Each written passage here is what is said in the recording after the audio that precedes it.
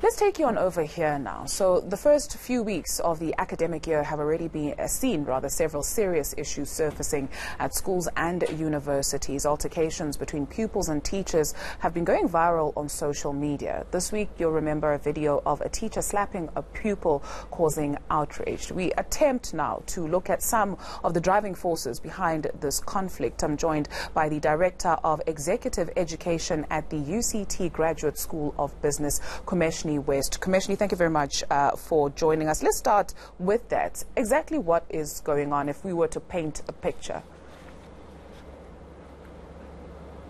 Thank you, Dudu.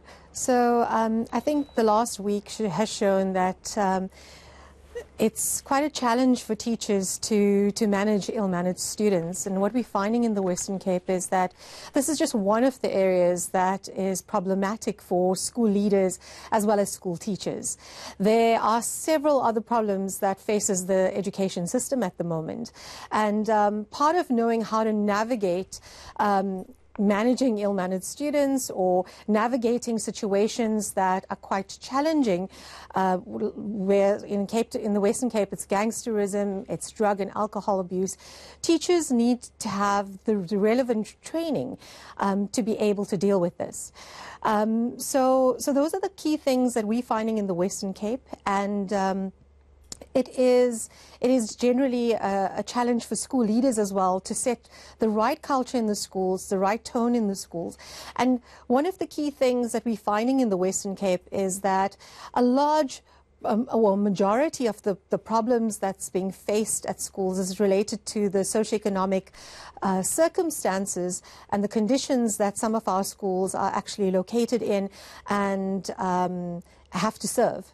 We'll talk about the kind of training that teachers need in a moment, but some people have called perhaps for corporal punishment back at schools. I remember when we were growing up, or when we were in school, that was also quite a factor. But is it effective? Will it go some way in rectifying the situation?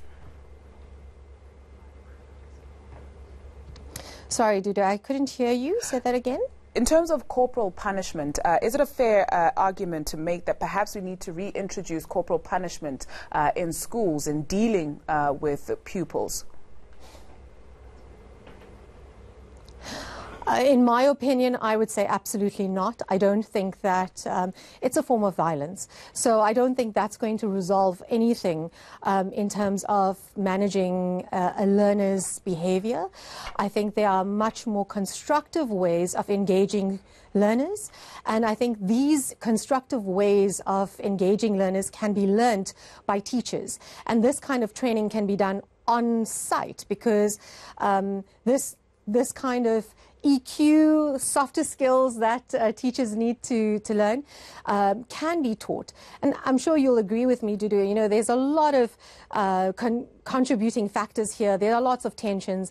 The teachers need to be able to, meet the academic requirements for the year, and that's what they do. They're there to do, but also there are all the other factors that influence this. So once again, I don't think that reintroducing corporal punishment into the schooling system is going to solve our problems. I think it's about how we manage ourselves as leaders and curators of learning.